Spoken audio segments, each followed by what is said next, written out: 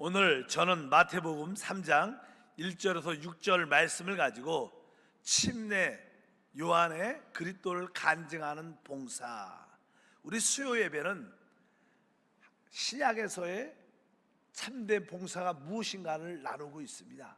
신약 안에서의 참된 봉사는 바로 마리아처럼 바로 그리스도를 우리가 잉태하고 출생시키는 겁니다.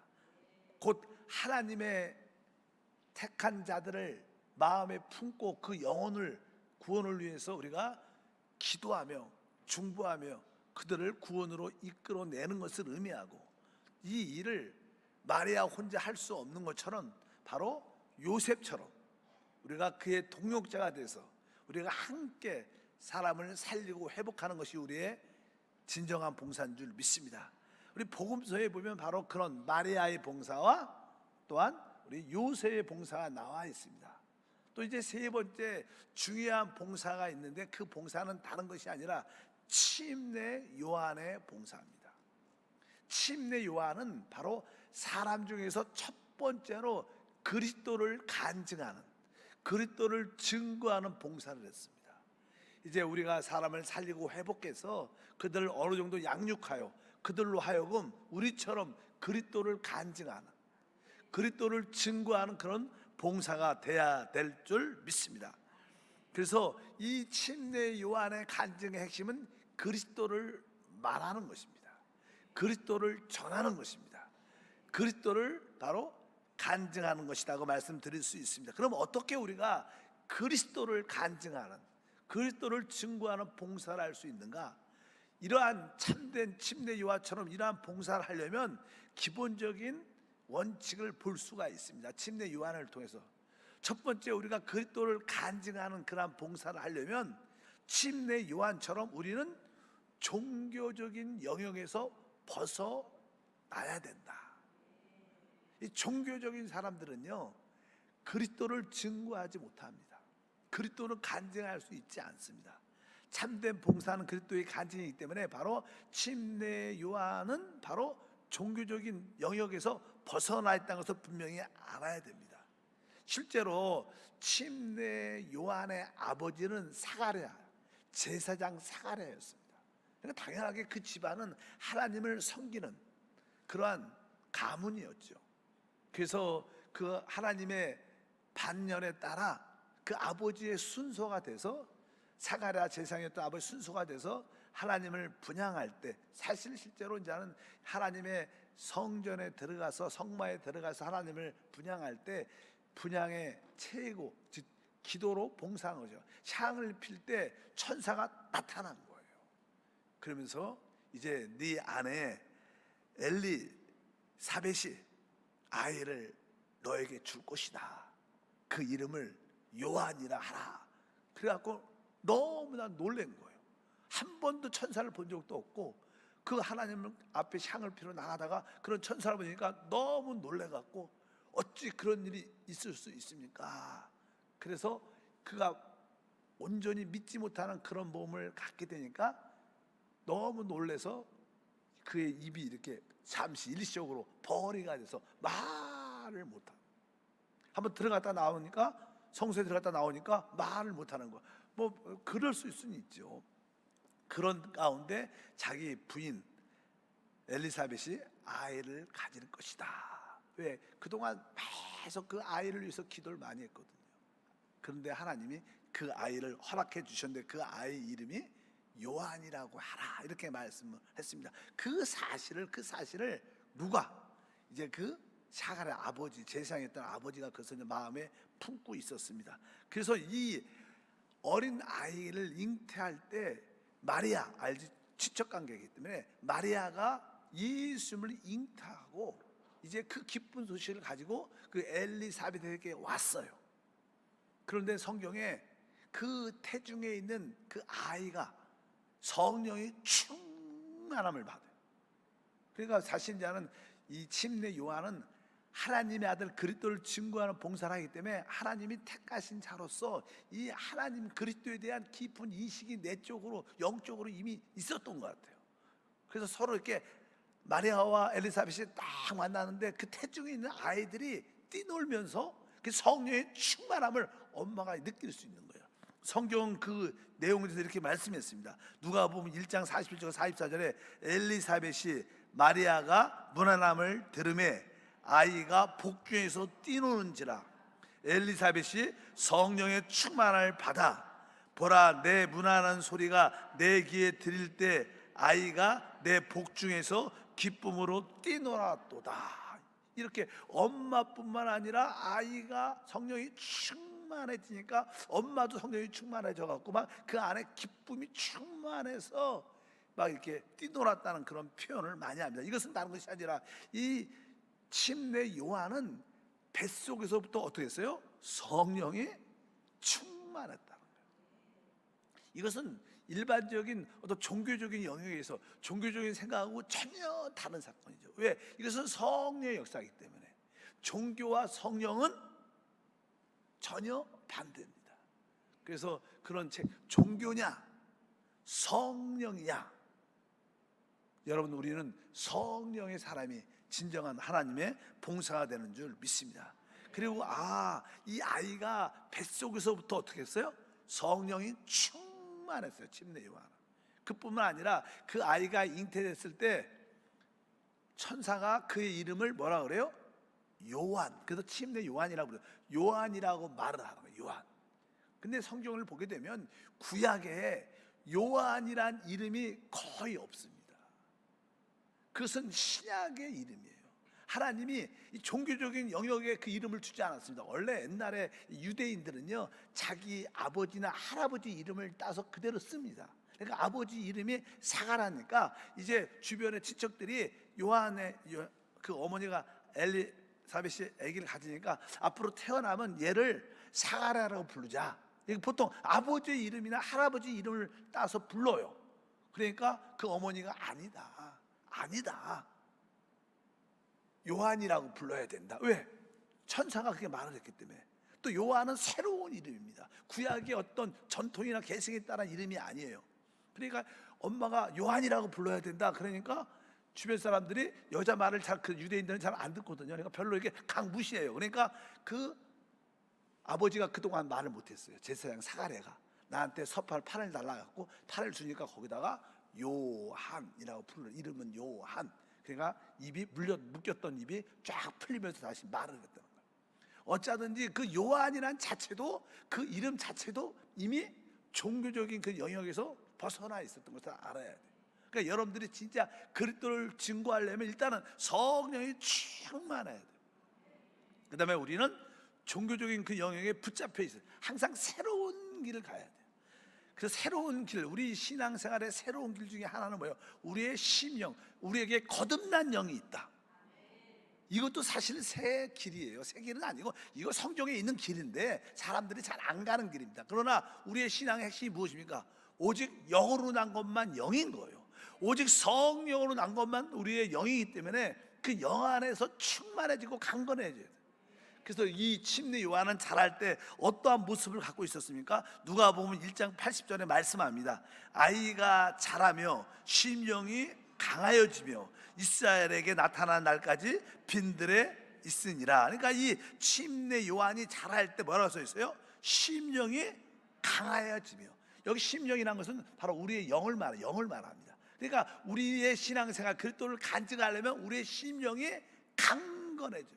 하나님 성령을 말미암아 우리의 속사람이 강건해지게 도와주시고, 여러분들도 여러분 자녀 기도해 줄 때 하나님 우리 자녀가 지혜, 공부, 생각을 잘하도록 도와달라는 것보다 그 영이 강건해져서 하나님의 사람이 되게 도, 이렇게 되면 하나님의 역사를 나타내게 될 줄 믿습니다. 그래서 빈들에서, 원래 이 침례 요한은 열다 알다시피 제사장 가문에 태어났으니까 하나님의 성전에 살아야 되고 하나님의 성전에서 봉사를 해야 되는 종교적인 그런 모습을 갖고 살아야 되는데, 이 침례 요한은 성전에 살지 않고 아예 거기에 성전과 종교적인 영역과 상관없이 아예 광야에서 살아. 광야. 이해가 안 가죠. 아주 새로운 길을 가는 거예요. 그리스도를 증거하려면 우리는 새로운 길을 가야 돼요. 마태복음 3장 4절에 말합니다.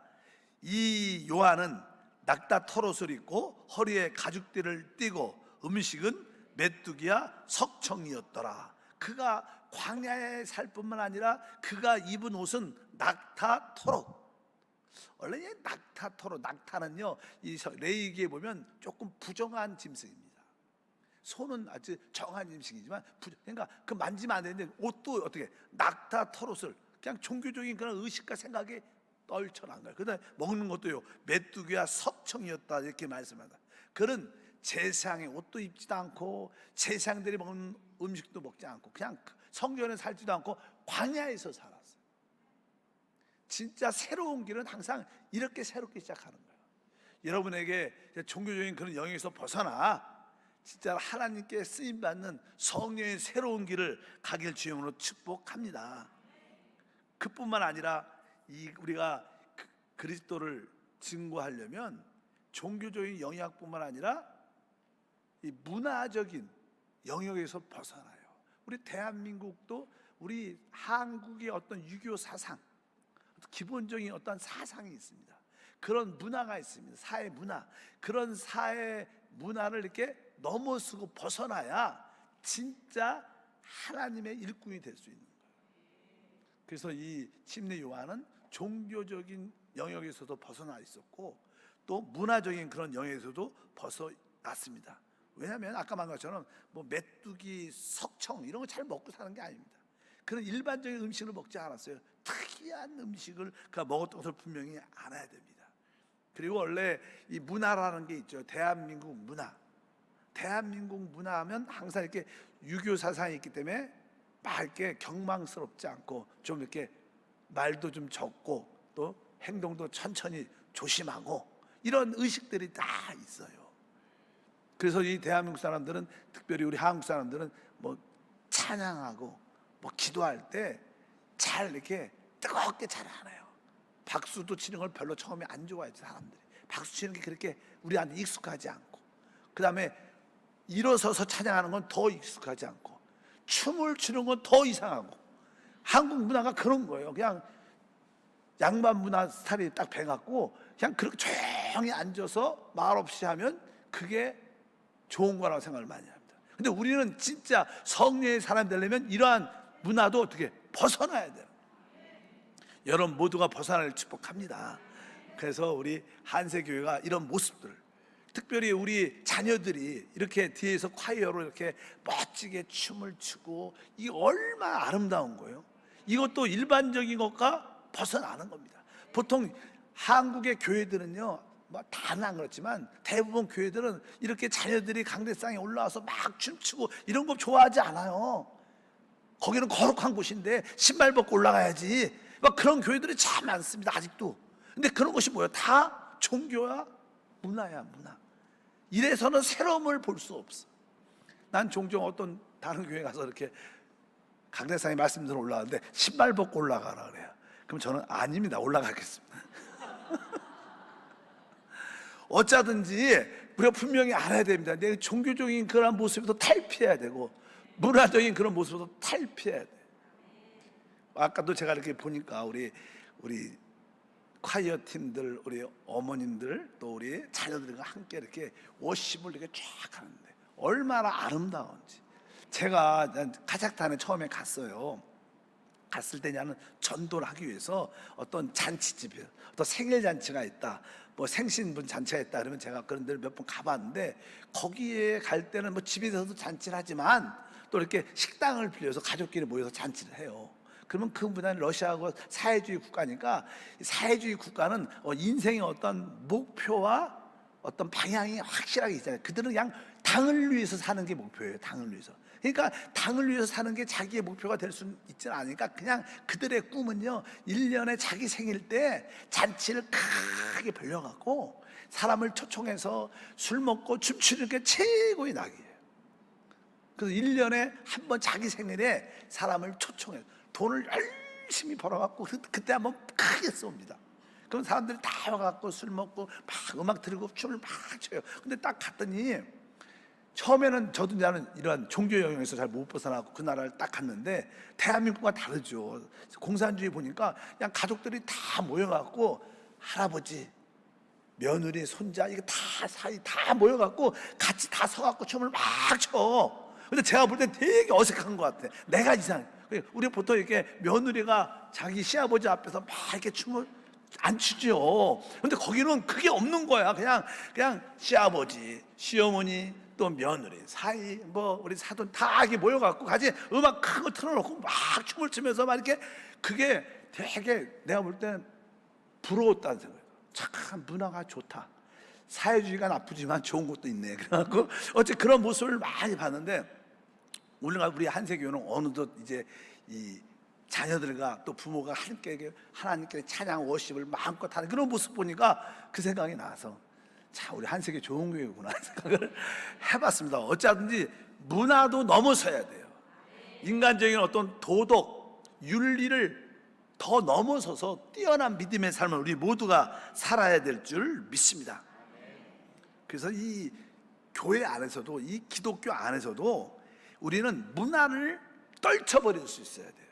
그래서 우리가 막 기도할 때 그렇게 통성으로 기도하고 40년 기도도 우리 순복음교회가 처음에 욕을 먹었던 것은 막 소리를 내서 크게 막 통성 기도하니까 하나님이 기가 먹었느냐 왜 이렇게 크게 기도하냐 미친 사람처럼 막 이런 얘기를 많이 들었어요.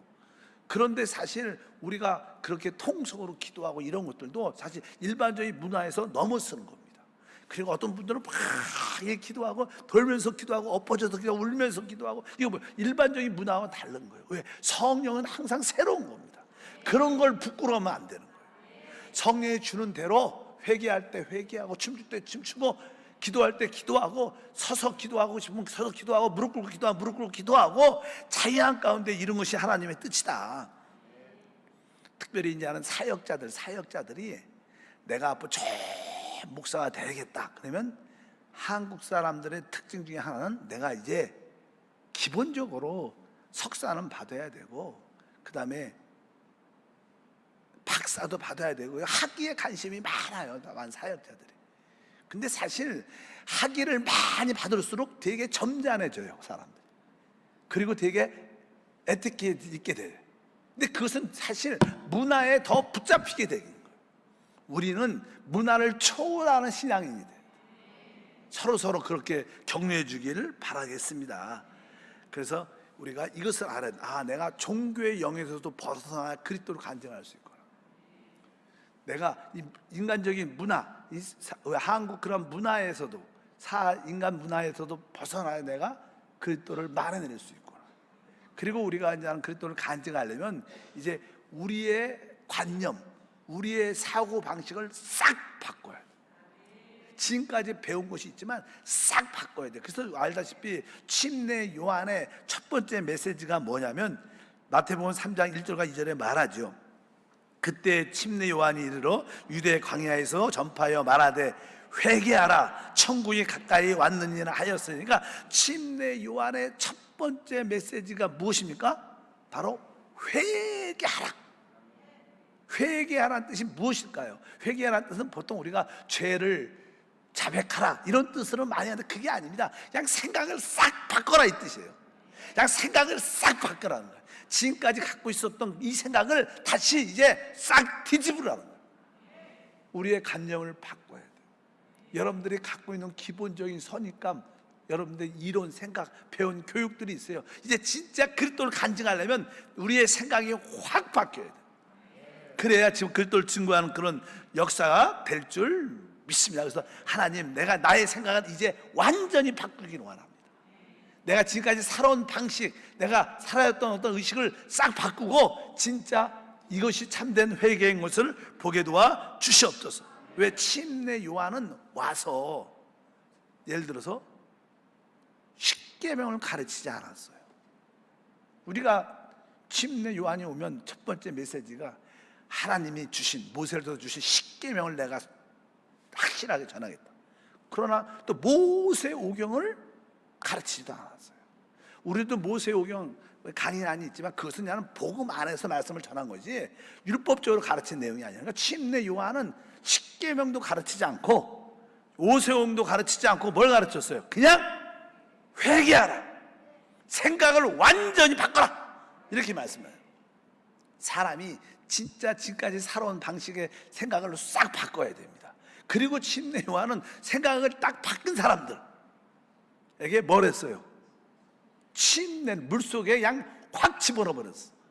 여러분, 이게 어떤 사람이 양복이 입고 신사 어떤 숙녀가 와갖고 회개하라 복음을 받았는데, 그리고 내가 생각을 바꿨습니다. 근데 그 아주 신사 숙녀를 데리고 와서 물속에 꽉 쳐박으면 남들이 볼 때 어떻게 생각했어요?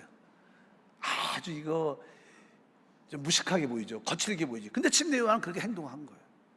우리가 진짜 생각이 바뀌면 무엇을 느낄 수 있냐면, 진짜 내가 하나님 앞에 죽기에만 합당한 사람이구나, 내가 진짜 죄이구나, 내가 하나님 앞에 큰 죄를 졌구나, 나는 당연하게 죽을 수밖에 없는 죄이다, 이렇게 생각이 진짜 제대로 바뀌면 이 생각이 들어야지 맞는 거예요.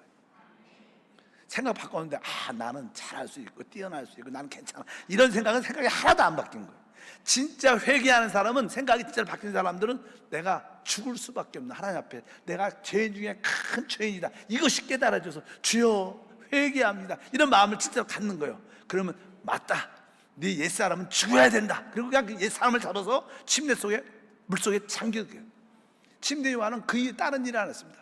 원래 구약의 제사장들은 뭐예요? 소나 양을 잡아서 하나님께 제물로 드려야 되는데, 침례 요한은 그런 거 안 하고 어떻게 참되게 회개한 사람을 하나님께 드린 거예요.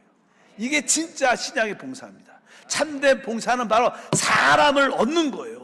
그들에게 생각을 완전히 바꿔서 이제 우리는 죽을 수밖에 없고 내 육체는 죽을 수밖에 없는 존재임을 내가 인정합니다. 난 죽기를 원합니다. 그럴 때 그걸 맞다, 우리는 죽기에 합당하다. 바로 그리고 나서 바로 우리가 성령으로 사는 것이 진정한 메시지인 줄 믿습니다. 그래서 이 침례 요한은 광야에서 외치는 소리라고 말씀했습니다. 이사야 40장 3절 보니까 외치는 자의 소리여 이르되 너희는 광야에서 야의 길을 예비하라, 사망에서 우리 하나님의 대로를 평탄케 하라. 이런 앞으로 그리스도 앞에 엘리야처럼 누가 나타나서 그리스도의 길을 예비하는 메시지가 있을 텐데, 그가 누구냐면 바로 침례 요한입니다. 또 침례 요한은 바로 회개하라고 강력하게 말씀을 전한 줄 믿습니다. 그리고 회개한 자들에게 무엇을 했어요?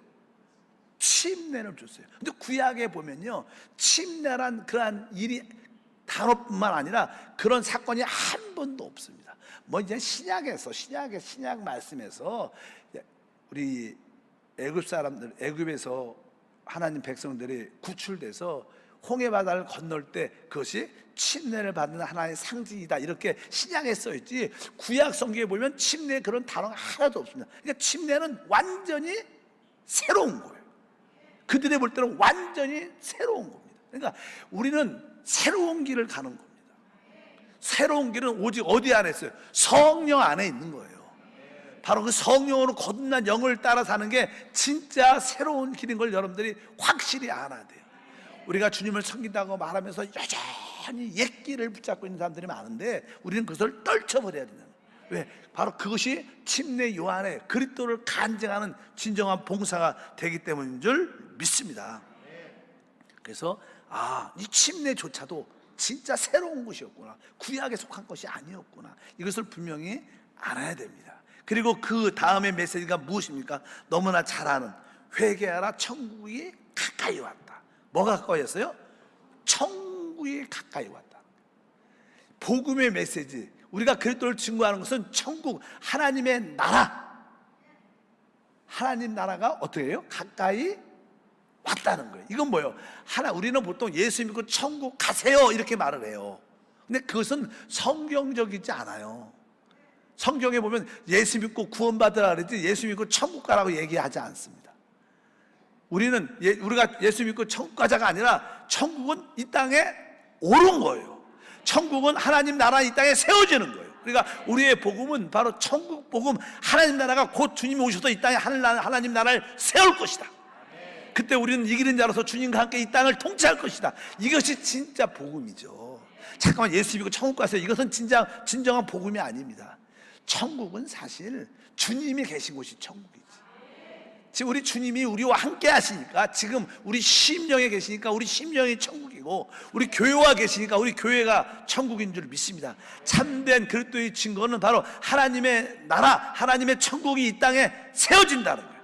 이것이 진정한, 이렇게 말하는 게 진정한 봉사다, 이렇게 말씀을 드릴 수 있습니다. 그래서 이 침례 요한은 바로 회개하라, 천국이 가까이 왔다고 강력하게 말씀합니다. 그래서 우리도 이 마지막 시대에 침례 요한의 그 사역을 다시 한번 재현해야 돼요. 만나는 모든 자들에게 우리가 어떻게 회개해야 된다. 우리의 생각을 완전히 바꿔야 된다. 진짜 생각이 진짜 제대로 바뀐 사람한테는 우리 침례의 받음으로 말미암아 우리가 끝난 것을 받아들여야 된다. 나의 옛사람은 끝났습니다. 난 성령으로 다시 거듭난 영 안에서 새 사람이 되었습니다. 나는 영을 따라 삽니다. 이제 주님이 이 땅에 하나님의 통치를 가져오십니다. 내 안에 하나님의 통제 다스림이 있고, 우리 교회 안에 하나님의 다스림이 있습니다. 이 땅에 하늘나라가 세워집니다. 회개하라, 천국이 가까이 왔습니다. 이 땅에 하늘나라가 세워질 것입니다. 이렇게 강력하게 말해야 이것이 진정한 그리스도에 대한 봉사다. 이것을 우리가 분명히 깨달아야 될 줄 믿습니다. 그렇다면 여러분 심령에 하나님의 통치가 있습니까? 그래야지 천국이 임한 거죠. 여러분 가정에 하나님의 통치가 있습니까? 우리 한세교회 하나님의 통치가 있습니까? 우리는 그것을 전해야 돼요. 이제 회개하면, 우리 옛사람이 끝나면 하나님의 통치가 우리 안에서 이루어지고, 우리 교회 안에서 이루어지고, 우리 가정 안에서 하나님 나라가 이루어집니다. 이런 복음, 이것이 바로 그리스도를 간증하는 진정한 신약의 봉사다. 그래서 우리는 항상 이 침례 요한의 봉사는 무엇인가? 다른 것이 아닙니다. 그리스도를 어떻게 간증한다. 그래서 우리가 수요일 날, 금요일 날 늘 그러죠. 우리가 교회 올 때마다 내가 그리스도를 간증하겠다. 내가 만난 그리스도, 내게 주신 말씀을 주신 은혜, 그 그리스도를 나와서 2, 3분씩 말을 할 수 있어야 돼요. 그래야지 여러분의 진정한 봉사가 이루어집니다. 이것을 하려면 여러분들이 종교적인 영역에서 벗어나 있어야 돼. 나는 뭐 성도인데 왜 앞으로 나와서 부끄럽게 그렇게 말. 나는 이제 체면도 있지, 내가 앞에 나가서 말을 하면 되겠어. 이렇게 그런 문화도 벗어나야 돼요. 이러한 종교와 이러한 한국도 우리 사람들의 각자의 인간적인 문화의 요소를 벗어나야 됩니다. 여러분들이 그리고 내 생각을 확 바꿔서 내가 수요일날 되면 내가 그냥 무조건 나오겠다, 첫 번째로 나오겠다, 이런 결단을 가져야 진짜 그리스도를 위한 봉사가 될 수 있는 줄 믿습니다.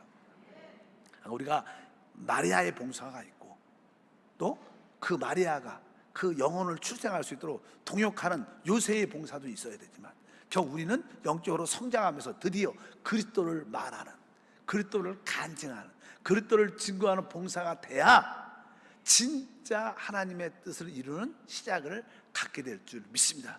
이러한 봉사를 하기 위해서 다시 한번 하나님, 내 생각이 완전히 바뀌게, 180도 완전히 바뀌게 도와주옵소서. 360도 돌면 원인치로 가니까 안 되고요, 180도로 확실하게 돌아가고 방향이 바뀌어야 돼요. 내가 그동안 세상을 바라보고 걸어왔는데 이제 확 바뀌어서 내가 오직 주님을 위해서 걸어가겠다, 그런 마음을 갖고 부끄러워하지 말고 침례 요한처럼 회개해야 된다, 천국이 가까이 왔다, 이러한 간증들 앞에 나와서 해야 이것이 진정한 봉사가 될 수 있는 줄 믿습니다. 자, 옆 사람과 인사합시다. 우리 그리스도를 간증합시다. 우리는 능히 할 수 있습니다. 그래서 우리의 옛사람, 나는 끝났으니까 이제 영을 따라 나와서 영 안에서 주님을 말하면 하나님의 은혜와 축복이 함께할 줄 믿습니다. 그래서 이 신약에서 첫 번째로 그리스도를 간증한 한 사람이 누구예요? 침례 요한이에요. 그래서 사실 신약의 사역의 선두자는 침례 요한이죠. 침례 요한.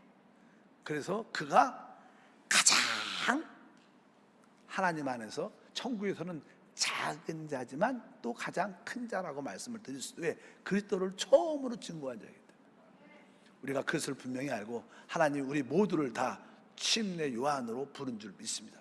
왜? 그리스도를 증거하라고, 그리스도를 간증하라고, 그래서 여러분들의 그 2월 26일 날 그 한 영혼을 초청하는 것을 부끄러워하지 말아야 돼요. 야, 내가 이거 교회 오라 그러면 조금 체면이 있고 이제 싫어할 텐데, 그런 것도 다 무시하고 그냥 종교와 문화를 넘어서서 담대하게 성령 충만해서 강력하게 여러분들이 그렇게 권면하면요, 그들의 여러분의 그 권위에 눌려서 다 오게 될 줄 믿습니다. 만약에 이번 2월 26일 날 우리 교회에서 큰 행사가 있다, 진짜 당신을 살리고 회복하는 복음 집회가 있는데 꼭 내 초청하니까 오십시오, 이렇게 말해. 아유, 난 바빠서 못 오는데. 그럼 뭐라 그래야 돼요? 지금 바쁘기 문제 아니라 시간을 내서 와야 돼, 이렇게 강하게 말을 해야 돼요. 그냥 그러면 다음에 와, 이렇게 말하면 안 돼요. 다음에 뭐 그냥 아니야, 너 그거 빼고 시간 스케줄 바꿔갖고 와, 놀라운 일이 일어날 거예요. 평생 이 일 때문에 나 때 감사할 거야. 못 오면 내가 데리러 올게, 강력하게 말씀하고. 약속 있어, 스케줄 바꿔줄게, 말을 해야 돼요. 그냥 그런 걸 생각하고 그래 다음에 와, 이렇게 말하면 안 됩니다. 침례 요한 뭐라 그래요? 왜 가라, 생각을 완전히 바꾸라는 거예요. 못 온다는 생각이 일이 있다는 생각을 싹 바꿔놔야 돼요. 그리고 그들을 이끌어서 진짜 영적인 침례를 주면 하나님을 만나는 놀라운 축복과 은혜가 우리 가운데 충만한 것을 믿으시길 바랍니다. 하나님 아버지, 진심으로 감사합니다. 이제 신약의 봉사에서 침례 요한의 봉사가 있습니다. 그 침례 요한의 그 놀라운 그리스도를 간증하는 봉사는 그가 종교적인 영역에서 빠져나와 있었고 세상적인 그런 문화에서 빠져나와 있었습니다. 그리고 사람의 생각이 완전히 바뀌라고 강력하게 말하면서 그들에게 옛사람의 죽음을 실행시켜 주므로 그들에게 하나님의 통치가 이 땅에 이루어지고 있다, 하나님 나라가 이 땅에 세워진다는 강력한 말을 전한 것을 알고 있습니다. 우리도 이러한 간증을 할 수 있도록 은혜를 더해 주시옵소서. 침례 요한이 어릴 때부터 태중에서부터 성령이 충만한 것처럼 우리 모두에게도 우리 속사람을 강건케 하여 조금은 거칠게 보일지라도 강하고 담대하게 복음을 말하는, 그리스도를 말하는 우리 모두가 되게 하옵소서. 주 예수 이름으로 기도하옵나이다. 아멘.